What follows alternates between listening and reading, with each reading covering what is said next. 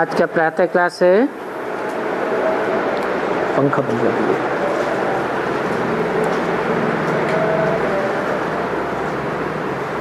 चौबीस 8 65 का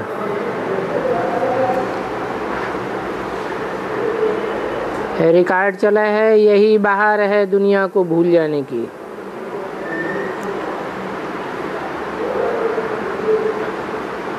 ये बच्चे कहाँ आए हुए हैं? कहेंगे ज्ञान सागर के कंठे पर आए हुए हैं।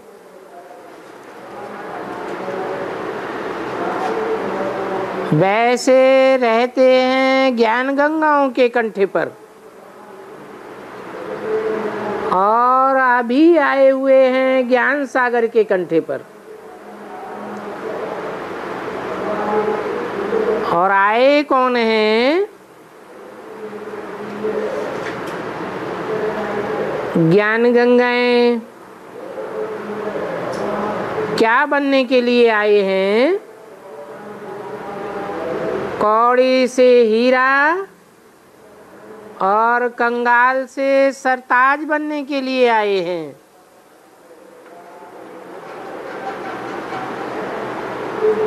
ब्रह्मा, ब्रह्मपुत्रा और शिव है ज्ञान सागर। ये है ब्रह्मपुत्रा नदी। ब्रह्मा बच्चा तो है ना। कहेंगे ब्रह्मा बल शिव, तुम हो पोत्रे पुत्रियां।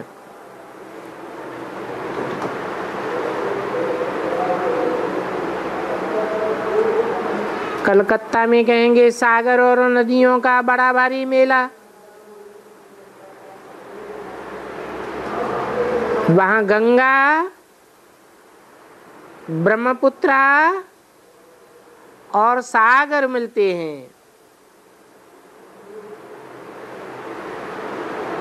ब्रह्मपुत्रा और भी नदियां मिलती हैं। मुख्य है ब्रह्मपुत्रा और सागर का संगम। इनको ही कहते हैं डायमंड हार्बर।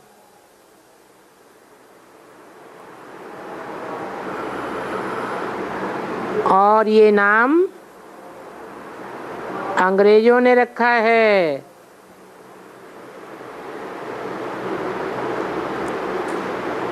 परंतु नाम रखने वाले कुछ भी अर्थ नहीं समझते हैं।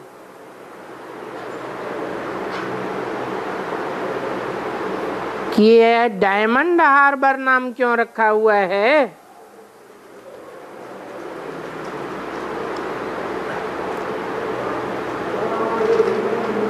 ऐसे ही नाम रख दिया है।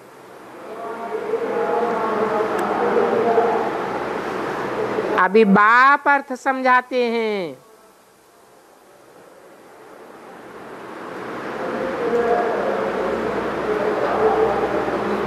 कि ये ज्ञान के रत्नों का हार्बर है, हीरों का हार्बर है।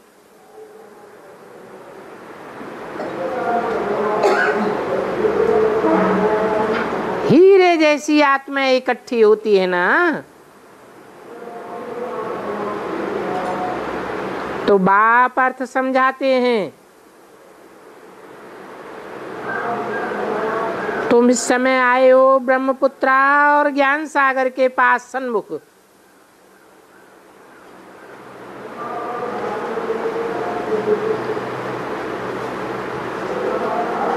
तो उसका यादगार मनाते हैं।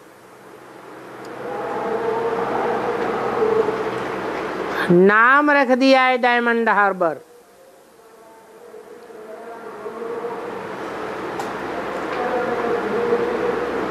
तो वहां भी सागर के सन्मुख जाते हैं हीरा बनने के लिए। परंतु भक्ति मार्ग में तो हीरा बनने के बदले और ही पत्थर बन जाते हैं।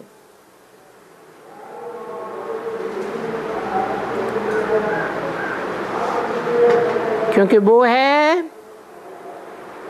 पत्थर बनने का भक्ति मार्ग। वो संगम झूठा कहेंगे अथवा उनको मैटेरियल संगम कहेंगे। मैटेरियल तो जड़ होता है ना, और तुम तो हो चैतन्य हीरे। ये संगम है हीरे जैसी आत्माओं और परमपिता परमात्मा का, दोनों इकट्ठे हैं। वो भक्ति मार्ग में जड़ गाया जाता है और ये है चैतन्य। तो चैतन्य होने के कारण यहाँ ये कहाँ भी जा सकते हैं। तो ये जैसे कि हो गया हीरे जैसा बनने का संगम। कहेंगे हीरे जैसा बनो, अर्थात ज्ञान की चमक मारते रहो। ये है ब्रह्मपुत्रा और एडाप्टेड ज्ञान गंगाएं।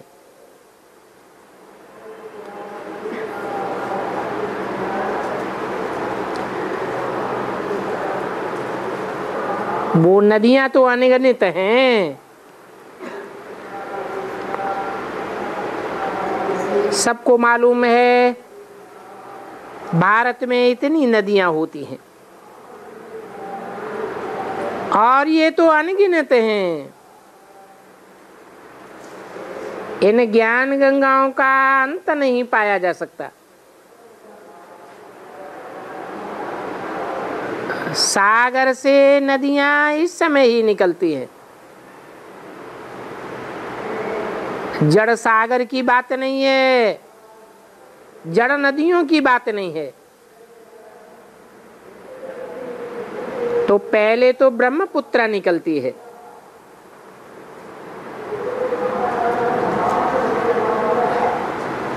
फिर इन द्वारा छोटी मोटी नदियां निकलती हैं।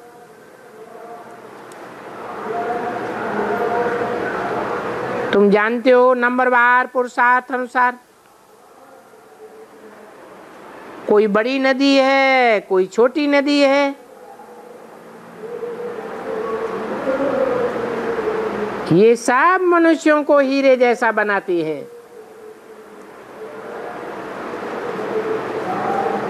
ऐसे भी नहीं कहेंगे कि सिर्फ सूर्यवंशी महाराजा महारानी हीरे जैसा बनते हैं। नहीं, यथा राजा रानी तथा प्रजा। तुम सबका जीवन हीरे जैसा बनता है।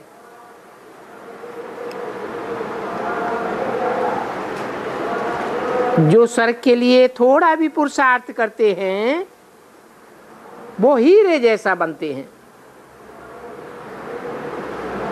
ये ब्रह्मपुत्रा बड़ी नदी है और ये सागर के साथ इकट्ठी रहती है। तुम बच्चे जब आते हो तो अंदर में ये जानते हो कि हम जाते हैं बाप दादा के पास। ये बाप ही ज्ञान का सागर है। फिर प्रवेश करते हैं ब्रह्मपुत्रा अर्थात ब्रह्मा में।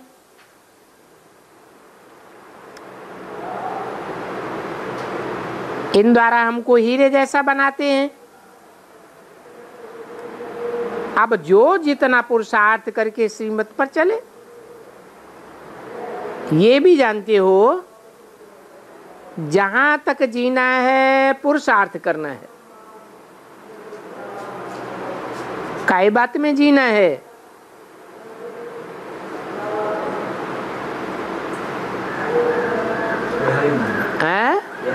देह अभिमान में जहां तक जिएंगे पुरुषार्थ करना पड़े।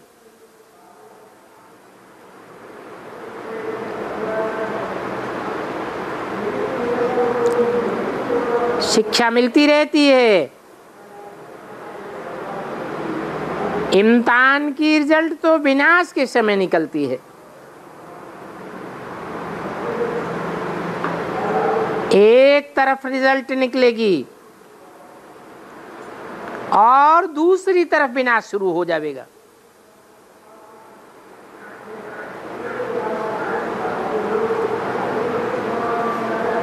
फिर तो हाहाकार हो जाता है। इतना हाहाकार हो जाता है जो बात मत पूछो।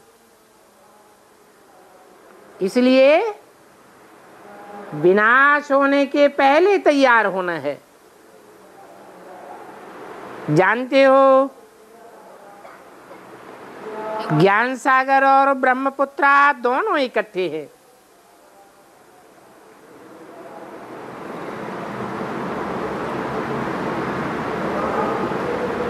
ब्रह्मा की लाइफ 100 साल दिखाते हैं,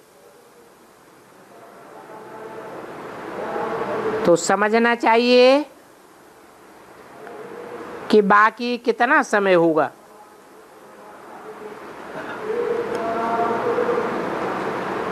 और ये जानते हैं जब हमारी राजधानी स्थापन होती है तो ये सारी सफाई होनी है।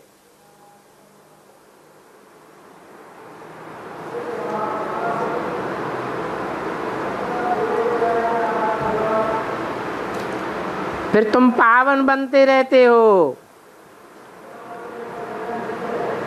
वो है पतित। जब सभी पतित खलास हो जाएंगे, हिसाब किताब चुकतू करके वापस चले जाएं,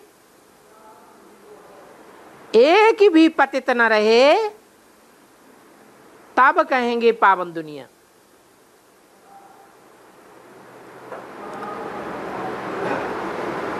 तुम इस समय है पावन।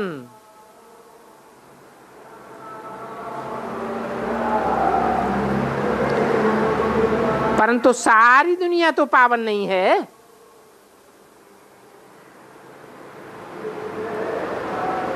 कहेंगे पावन बननी है। जब विनाश होगा तब पावन बनेगी।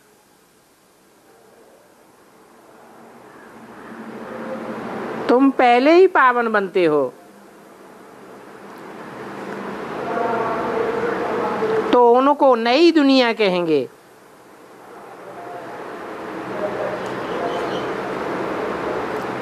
नई दुनिया का संबंध कोई पूछे तो समझाना चाहिए, जब महाराजा महारानी तख्त पर बैठते हैं तो नई दुनिया का संबंध शुरू होता है।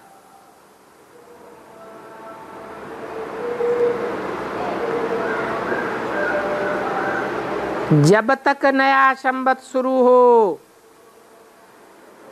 तब तक पुराना संबंध जरूर कायम रहेगा।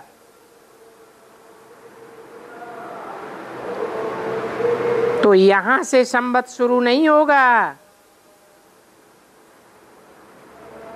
हम ब्राह्मण भले नए हैं, परंतु दुनिया अथवा सारी पृथ्वी थोड़े ही नहीं है।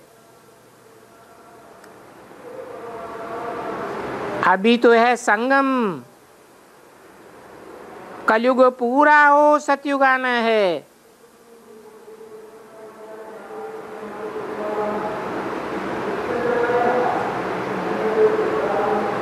हम तो रहते ही हैं फर्स्ट प्रिंसेस के साथ।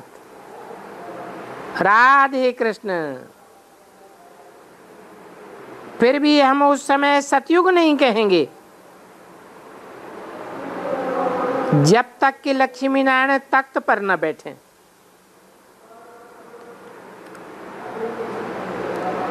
उस समय कुछ न कुछ खिटपिट चलती है। बल कृष्ण आ जाते हैं तो देखो ये सब विचार सागर मंथन की बातें हैं। सतयुग कब शुरू होगा? कहेंगे सूर्यवंशी डायनेस्टी का संवत फलाना।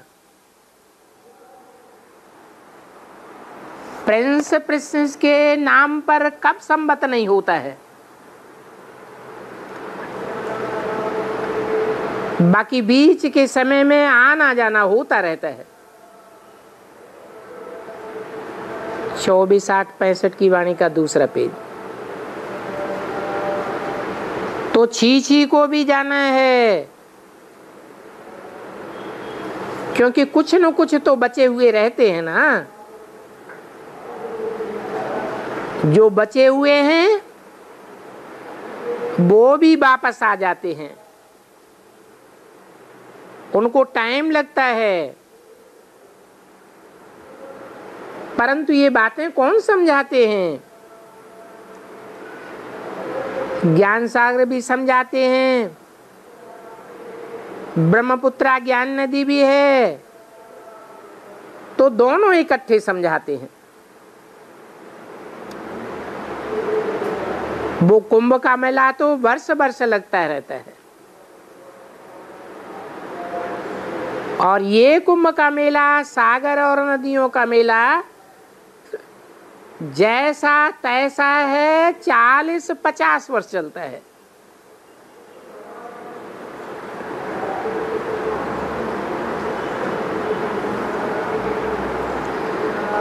तो तुम बच्चे कहेंगे हम जाते हैं माता पिता या ज्ञान सागर बड़ी नदी के पास। बाबा हमको इस बड़ी नदी और नदियों द्वारा वर्षा दे रहे हैं, अर्थात हीरे जैसा बनाते हैं। कुंभ के मेले में कितना खुशी से, बड़े सिदक से जाते हैं और वहां मनसा वाचा कर्मणा पवित्र रहते हैं। परंतु वो तो है जड़ यात्रा। यात्रु अपना कल्याण करना चाहते हैं, पन्नों का तो इतना कल्याण नहीं होता है जितना यात्रियों का होता है। पंडे लोग तो पैसा इकट्ठा करने जाते हैं,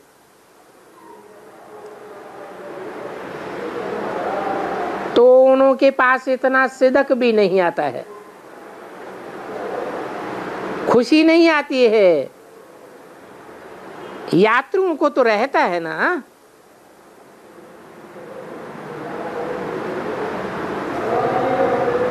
वो पंडे लोग तो पैसा इकट्ठा करके खाते रहते हैं, तो वो हैं झूठे पंडे। यात्रियों की बुद्धि में रहता है कि हम दर्शन करें,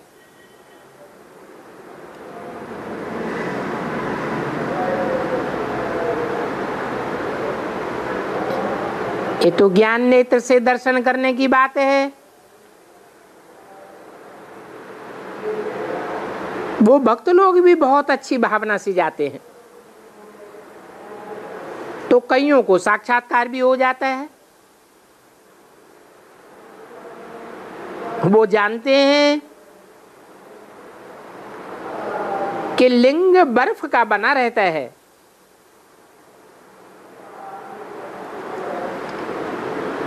बर्फ में तो गर्मी नहीं आती होगी। उनके सामने जाने से ही बर्फ ही जैसे देखने में आती है।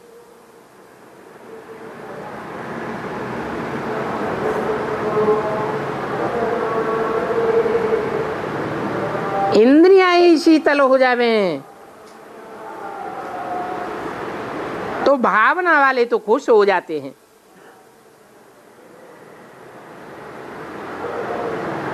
कहते हैं ये तो कुदरत है,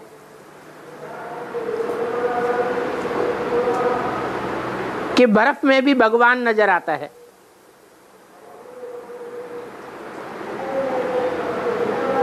जरूर भगवान है, तब तो बर्फ में भी लिंग बन जाता है।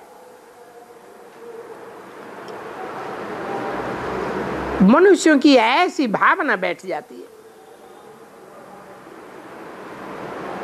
परंतु वहां भक्ति मार्ग में तो कुछ है नहीं। वो तो हर बात में झूठ ही झूठ बोलते रहते हैं। गाते भी हैं झूठी माया, झूठी काया, झूठा सब संसार। ये यात्राएं आदि सब झूठी हैं। सच्ची यात्रा तो तुम्हारी अभी हो रही है। मनुष्य समझते हैं कि हमने बहुत धक्के खाए हैं, अब कहाँ भगवान मिल जावे। परंतु भगवान मिलता ही नहीं है। बाबा ने समझाया भगवान का चित्र ही निकाल सकते, कोई नहीं निकाल सकता। बिंदी का फोटो थोड़ा ही होता है। वो तो समझाने के लिए कहा जाता है स्टार है।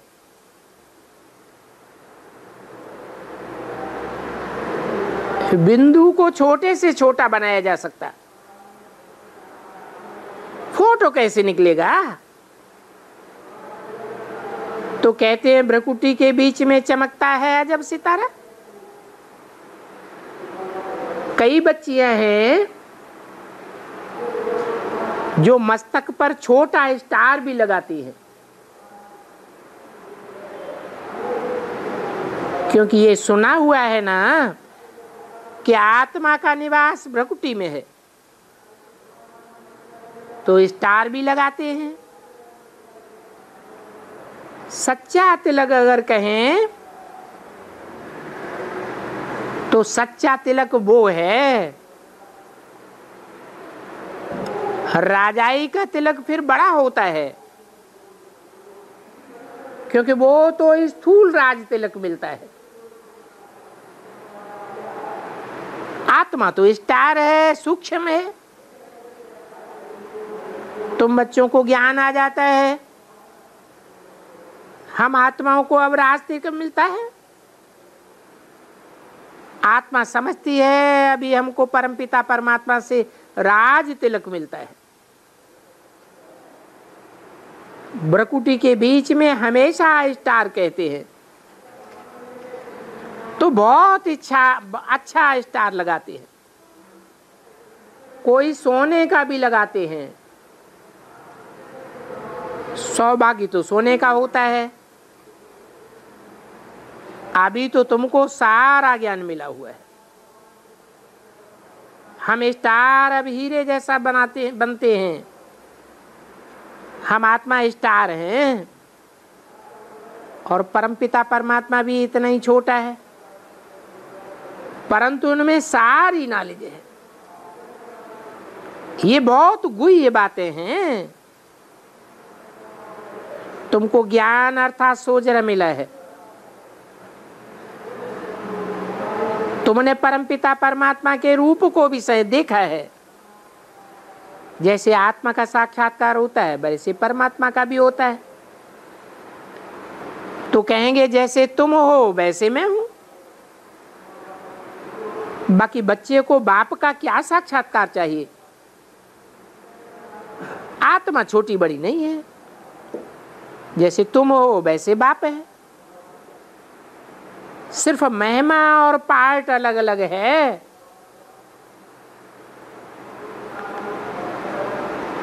ये दिखाने के लिए शालिग्राम छोटे छोटे बनाते हैं और शिवलिंग बड़ा बनाते हैं।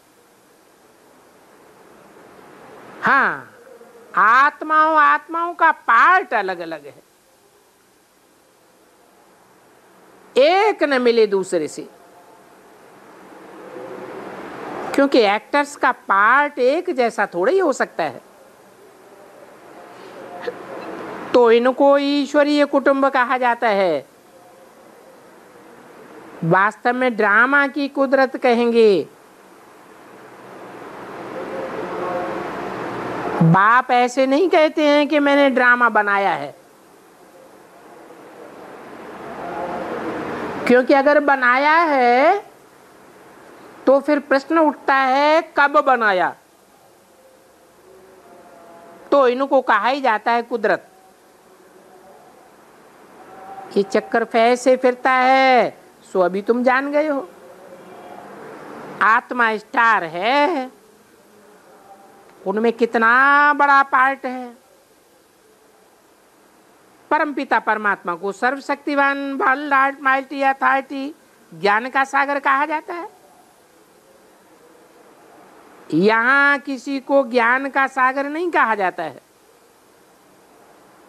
वेद शास्त्र आदि पढ़ने वाले शास्त्रों का ही ज्ञान सुनाते हैं।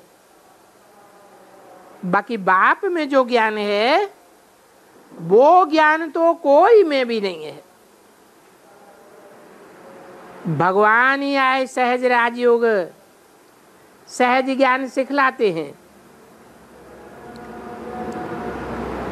उनको ही ज्ञान का सागर कहेंगे। तो ये नदियों का मेला लगता है सागर के साथ। ये भी समझते हो सागर से नदियां निकलती हैं। कई बच्चों को तो ये भी याद नहीं रहता है। तुम्हारी बातों को कोई भी नहीं जानते हैं कि ये ज्ञान सागर कैसे आते हैं।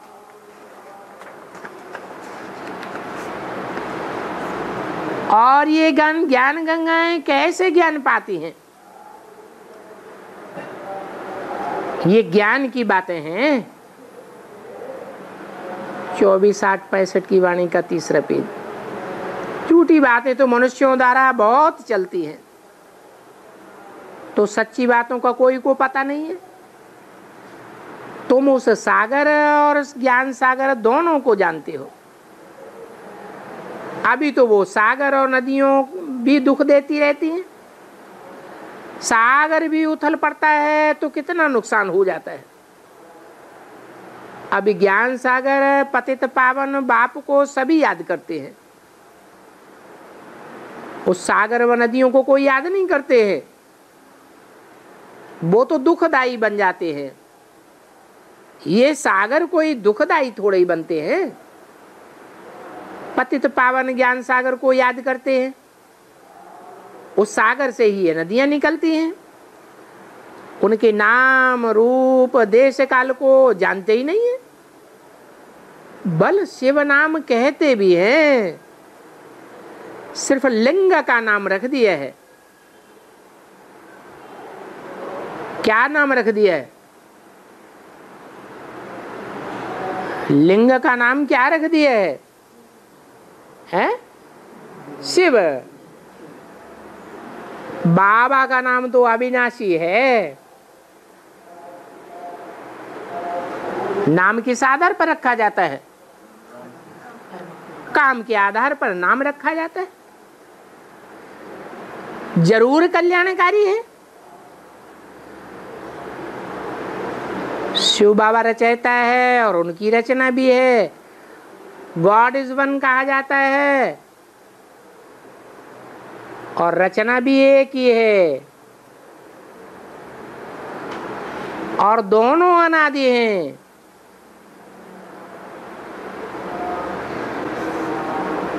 कौन है गॉड इज वन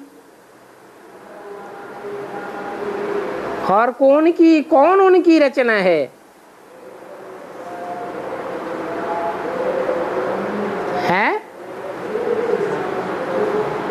कृष्ण को आदि कहेंगे या अनादि कहेंगे?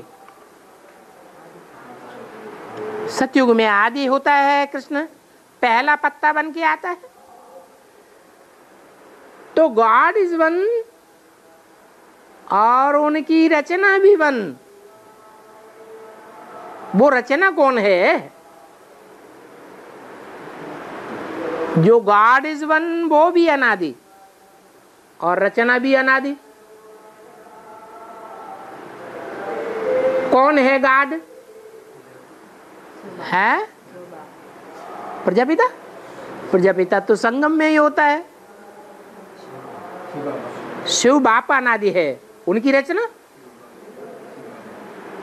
है। अरे ब्रह्मा विष्णु शंकर रचना है या नहीं है? उनमें भी पहली रचना कौन है? हाँ? ब्रह्मा तो नीचे बैठा है। ब्रह्मा सूक्ष्म बतन में नीचे बैठा है या ऊपर बैठा है? तो ऊपर की स्टेज में कौन है? गॉड इज वन, तो गॉड का बच्चा भी वन कहा जाता है। तो कैसे अनादि हैं वो बाप बैठ समझाते हैं।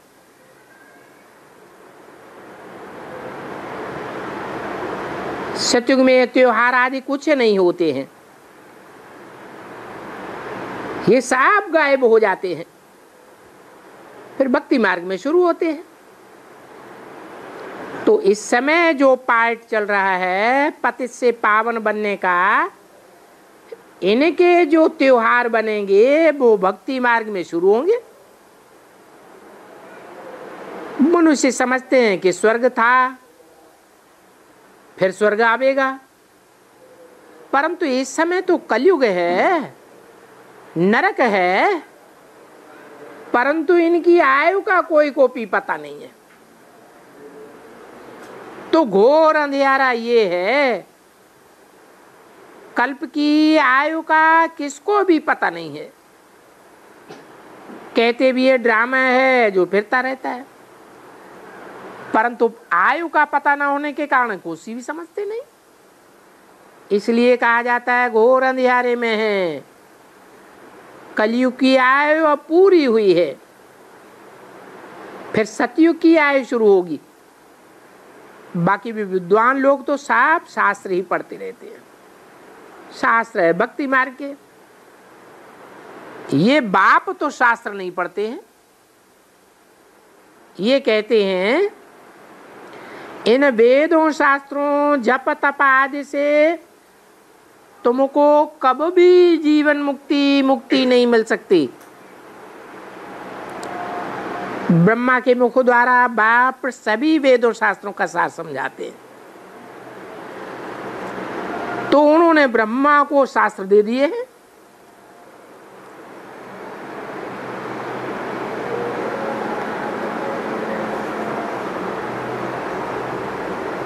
है? कौन से ब्रह्मा को शास्त्र दे दिए हैं? है? अरे यादगार है ना चित्र वगैरह, तो कौन से ब्रह्मा को शास्त्र दे दिए हैं? ब्रह्मा तो अनेकों के नाम है, फिर शास्त्र कौन से ब्रह्मा को दे दिए हैं जो वेदों शास्त्रों का सार समझाते हैं? है? कौन सा ब्रह्मा है जो वेदों शास्त्रों का सार समझाता है? प्रजापिता ब्रह्मा है। वो भी शास्त्र सभी थोड़े ही हाथ में पकड़ सकते हैं,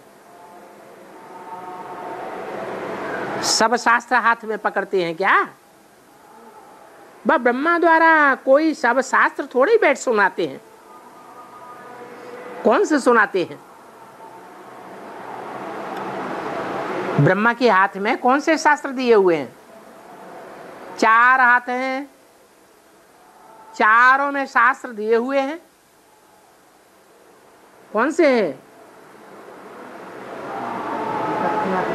वेद है ना। कहते हैं ब्रह्मा के मुख से वेद वाणी निकली। तो भक्ति मार्ग वाले जानते हैं कि ये सब शास्त्र तो भक्ति मार्ग के ही हैं, और ये तो पढ़ते ही आए हैं। कब से पढ़ते आए जानते कुछ भी नहीं है, सिर्फ कह देते हैं अनादि है। कहते हैं वेद व्यास ने शास्त्र रचे, तो वेदों को वो लोग बहुत ऊंचा मानते हैं, परंतु लिखा हुआ है वेद शास्त्र आदि सब गीता के पत्ते हैं, अर्थात रचना है। तो बच्चे जानते हो ये शास्त्र आदि सब फिर वो ही बनेंगे।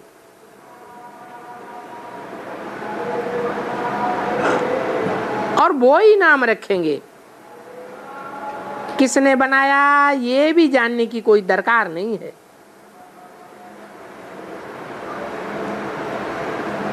जिसने बनाए हैं वो भी झूठे शास्त्र बनावेंगे।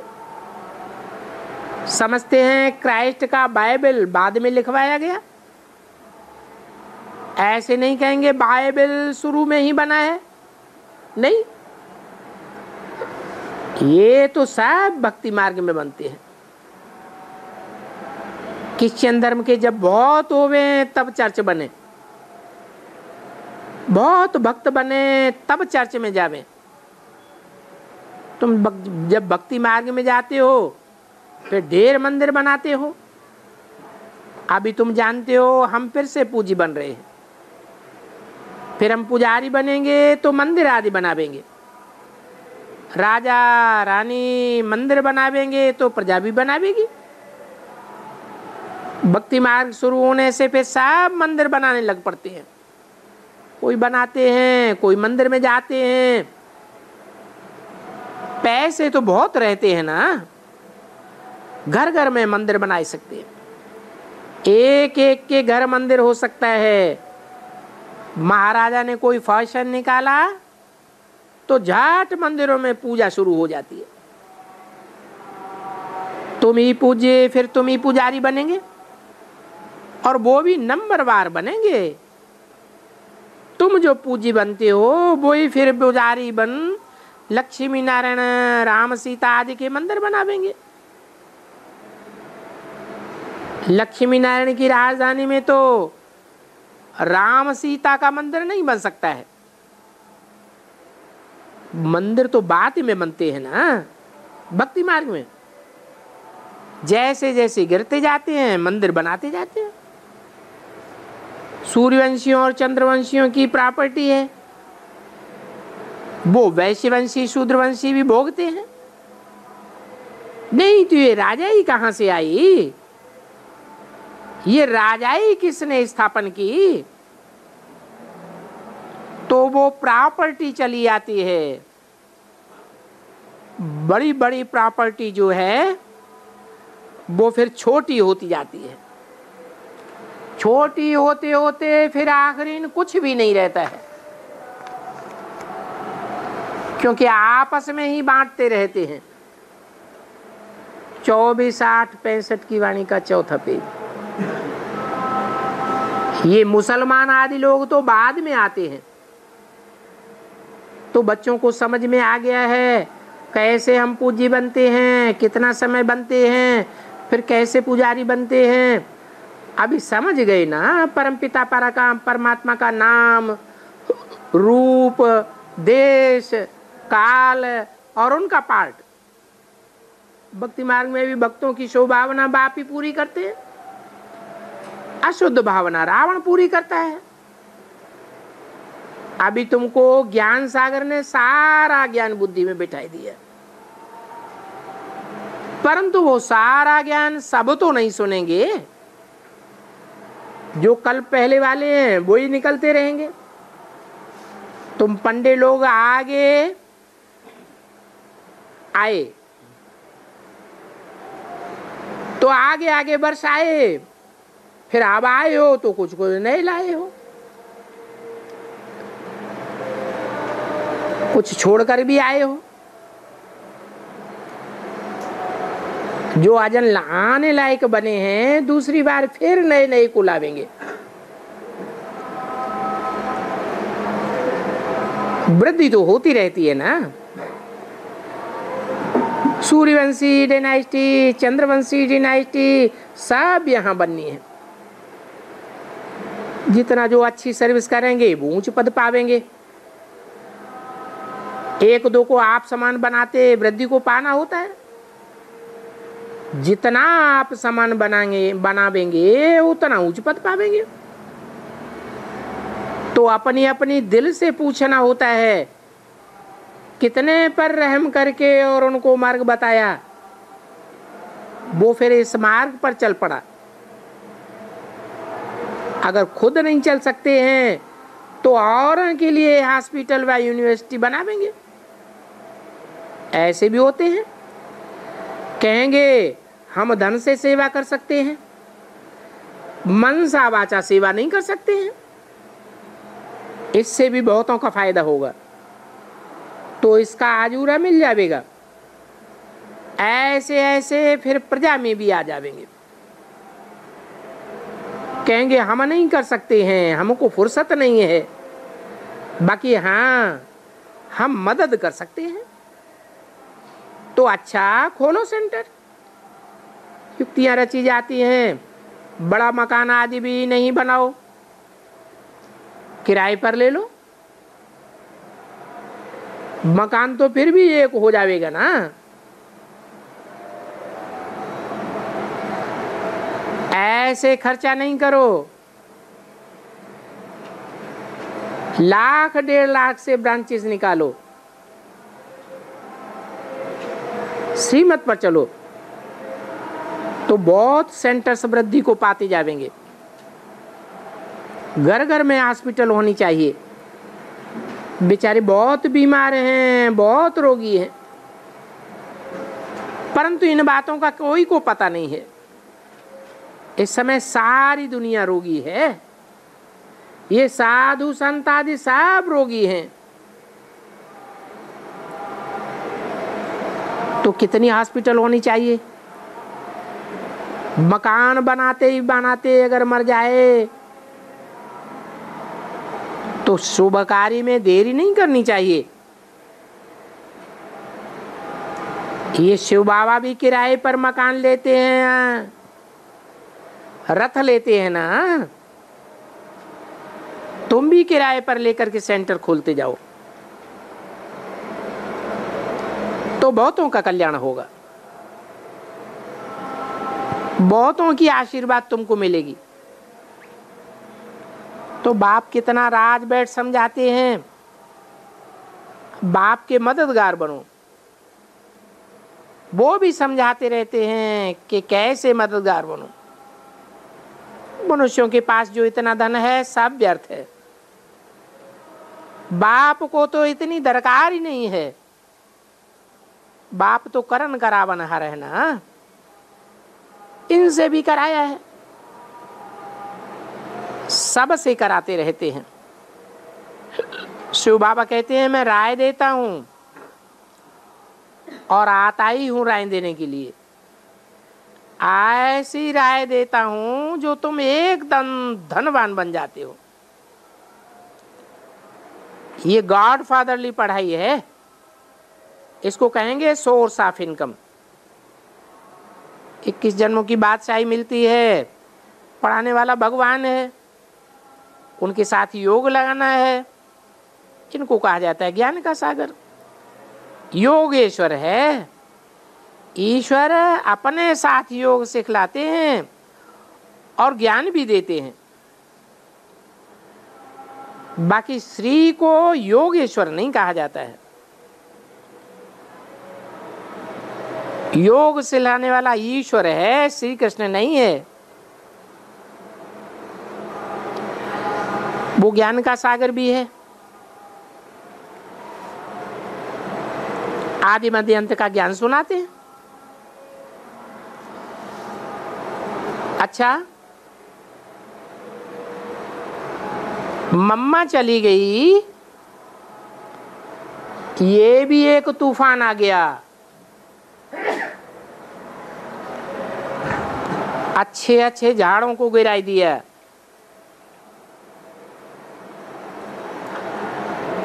संशय बुद्धि हुए, फिर बाबा की मुरली ने, ज्ञान संजनी बूटे ने बहुतों को खड़ा कर दिया। कोई तो अभी तक भी झुकते रहते हैं। बाप कहते हैं बच्चे माम एकम याद करो, मम्मा को भी याद न करो,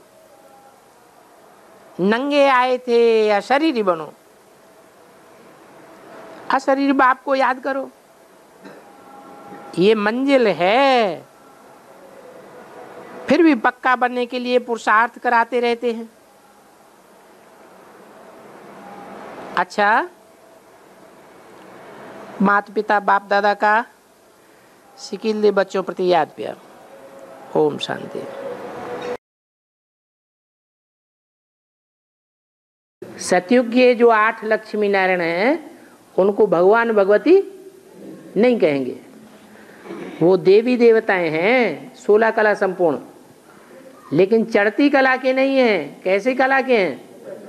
उतरती कला के देवी देवता हैं, तो उनको भगवान भगवती नहीं कहेंगे।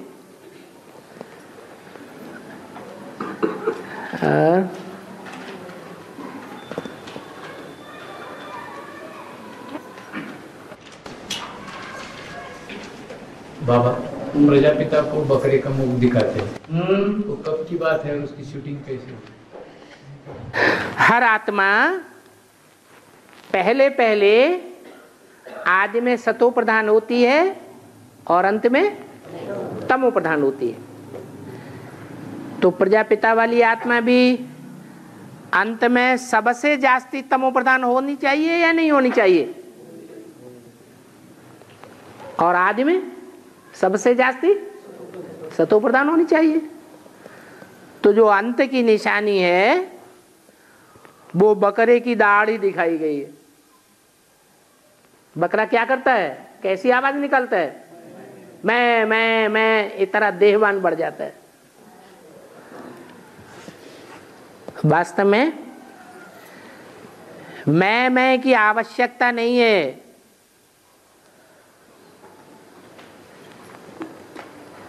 जितनी भी आत्माएं हैं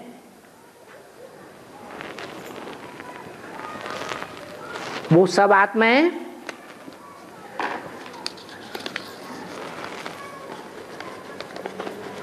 रंगमंच के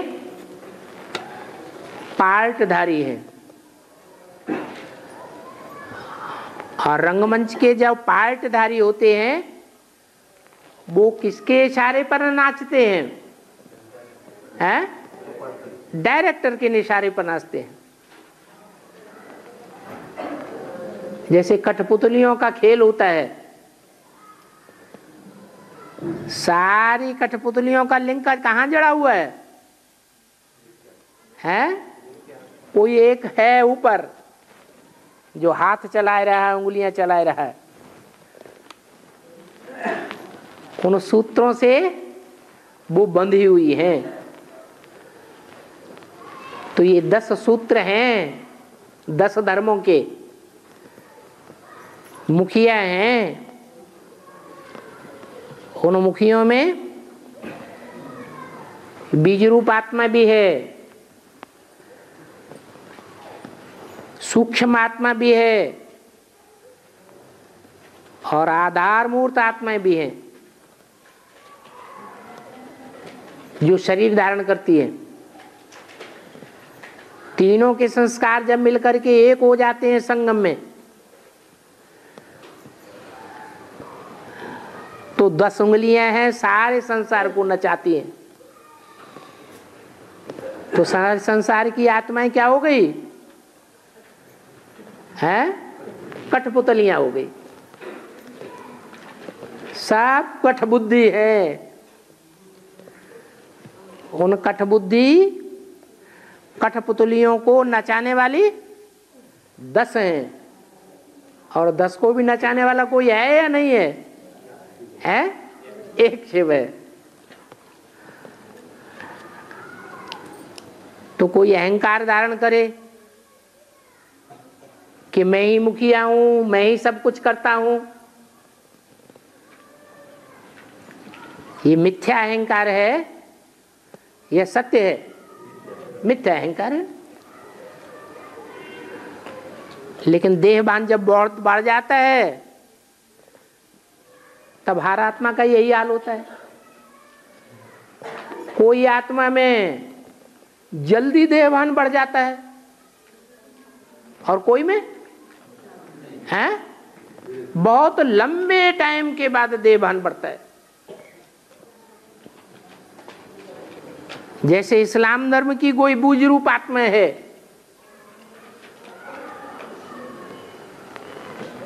तो 84 जन्म लेने वाली है या कम जन्म लेने वाली है?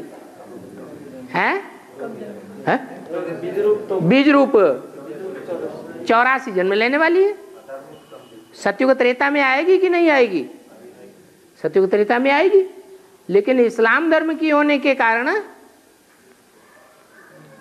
त्रेता के अंत तक आते आते सबसे जास्ती तमो प्रधान बन जाती है।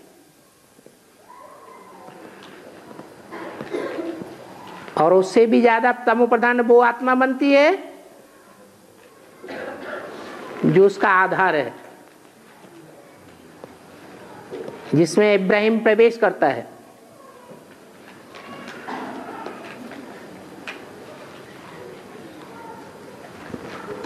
तो देखो 21 जन्मों के अंत में ही तमो प्रधान बन गई सबसे जास्ती। जो सबसे जास्ती तमो प्रधान होते हैं उनमें से ऊपर वाली आत्मा आकर के प्रवेश करती है कि सतो प्रधान में प्रवेश करेगी, तो वो 21 जन्मों में तमो प्रधान बन गई। क्योंकि इस्लाम धर्म की बीज रूप आत्मा है। छिलका मोटा होगा या पतला होगा? मोटा छिलका होता है। द्वापर में, कलयुग में विकारों का छिलका बहुत चढ़ता है, व्यभिचार का। और उसके मुकाबले सूर्यवंशी की जो बीज रूप आत्मा होगी, तो 21 जन्मों के बाद ही तमो प्रधान बनेगी या अंत में जाके तमो प्रधान बनेगी? है अंत में जाके तमो प्रधान बनेगी। तो उन सूर्यवंशियों में भी पहला नंबर कौन है? प्रजापिता। वो सबसे बाद में जाके तमो प्रधान बनेगा या बीच में पहले बनेगा? सबसे बाद में जाके तमो प्रधान बनेगा। और सबसे ज्यादा तमो प्रधान बनेगा या कम बनेगा? सबसे ज्यादा बनेगा। इसलिए बोल दिया कि राम ही रावण बनता है। ऐसे तो सारी दुनिया रावण संप्रदाय है। जब शिव आते हैं तो सारी दुनिया रावण संप्रदाय होती है या कोई राम संप्रदाय भी होता है? सारी दुनिया रावण संप्रदाय। नंबरवार है।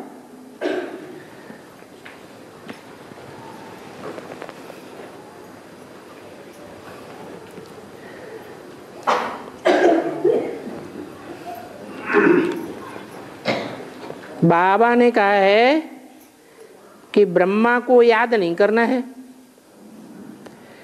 लेकिन मुरली में कहा है कि शिव बाबा और ब्रह्मा की मत पर चलना है। एक की मत पर चलना है या दो की मत पर चलना है? ब्रह्मा को फॉलो करना है नहीं, ब्रह्मा के कर्म को फॉलो करना।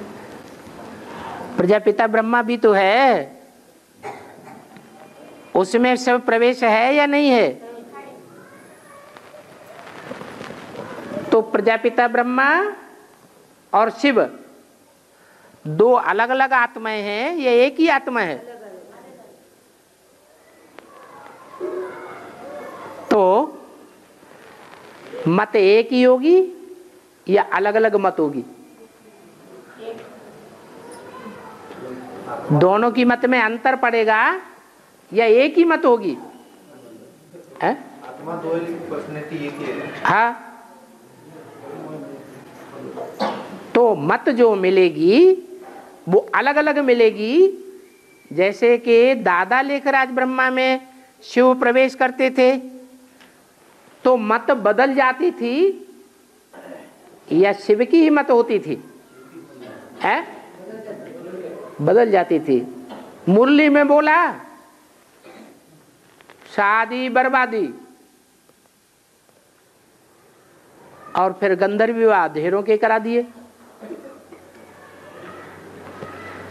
मुरली में बोला प्रॉपर्टी नहीं बनानी है, मकान नहीं बनाना है। अब ब्रह्मा से पूछा गया अलग से, तो ब्रह्मा की आत्मा द्रवित होती, बच्चा बहुत परेशान है, बच्चे का परिवार बहुत परेशान है। अच्छा बच्चे, बाबा तो चाहते हैं कोई अच्छा बच्चा निकले जो अपने घर को गीता पाठशाला बनाए, तो परमिशन दे देते हैं। फिर वो गीता पाठशाला टिकती है कि उड़ जाती है? उड़ जाती है। वो गंधर्व विवाह टिके या खलास हो गए? खलास हो गए।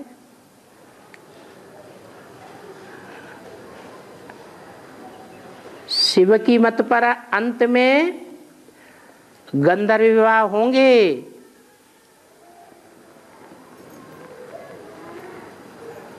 जो रुद्रमाला के मणके और विजयमाला के मणकों को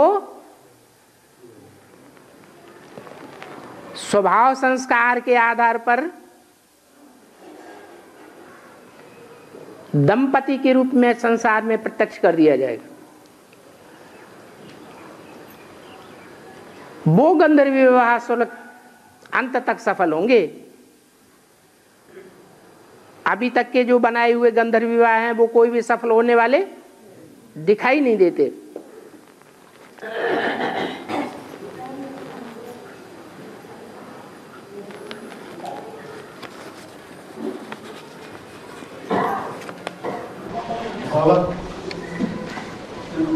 शिव और शंकर का टकराव खत्म होगा? होता ही नहीं है शिव बाबा शंकर का टकराव, पता कैसे चलेगा? हाँ, ब्रह्मा और शंकर का टकराव होता है। तो टकराव होने के बाद विष्णु बनता है या टकराव खत्म हो तब विष्णु बने? और विष्णु बनने के बाद फिर वो तमो प्रधान कैसे बन सकता है? प्रजापिता? प्रजापिता तमो प्रधान वो तो पार्ट बजाता है।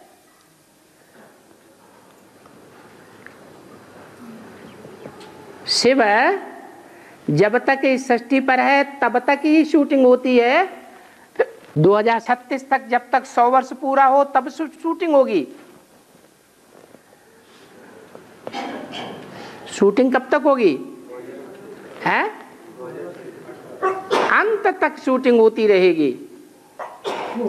तुम बच्चे अंत तक शिव बाप से वर्षा लेते रहेंगे। आधे पापात्मा बचेंगे, आधे पुण्यात्मा बचेंगे। तो पापात्माओं की लिस्ट में कौन सी माला होगी?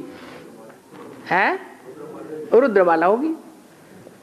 तो जो पापात्माओं की लिस्ट में होंगी वो अंत तक अपना वर्षा लेंगे या नहीं लेंगे?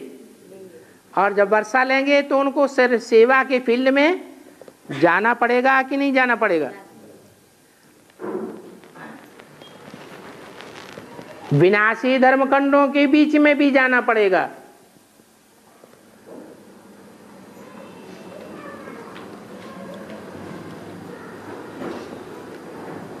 वहां रह करके भी सेवा करनी पड़ेगी।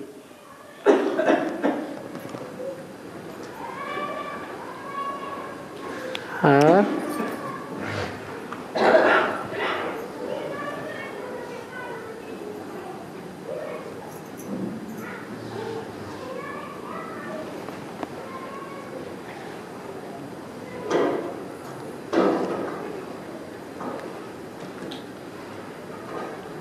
एडवांस पार्टी का कार्य क्या है? दुनिया में जो एडवांस पार्टी होती है सेना में, वो क्या करती है? हैं? पहले पहले जाकर के फील्ड तैयार करती है, फील्ड की रूपरेखा बनाती है।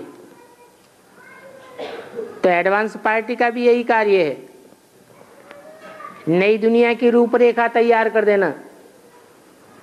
जैसे इंजीनियर होता है, मकान बनाया जाता है तो वर्कर्स पहले आते हैं काम करने के लिए, तो इंजीनियर पहले प्लानिंग बनाता है। इंजीनियर पहले प्लानिंग बनाता है। तो ऐसे ही ये इंजीनियर्स हैं जो नई दुनिया की प्लानिंग करते हैं, नई दुनिया का नक्शा बनाते हैं, यही कार्य है इनका।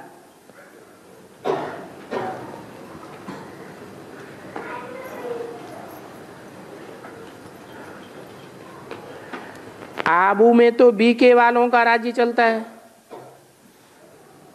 तो ऐसा कब तक चलेगा? 2008 तक चलेगा। उसके बाद नहीं चलेगा है? एडवांस पार्टियों का चलेगा। हाँ, एडवांस पार्टी की क्षिप्र गति हो जाएगी। अभी झाड़ छोटा है, छोटे झाड़ को तूफान ज्यादा लगते हैं, इसलिए पत्ते झड़ जाते हैं। जब झाड़ बड़ा हो जाएगा तो तेजी से वृद्धि होने लग पड़ेगी। इसलिए बोला है जल्दी जल्दी सेंटर्स का घेराव डालो। जब सेंटर्स का घेराव बढ़ जाएगा,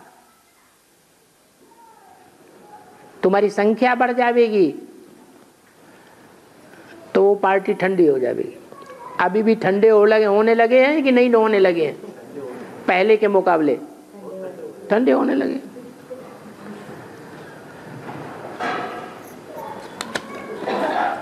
और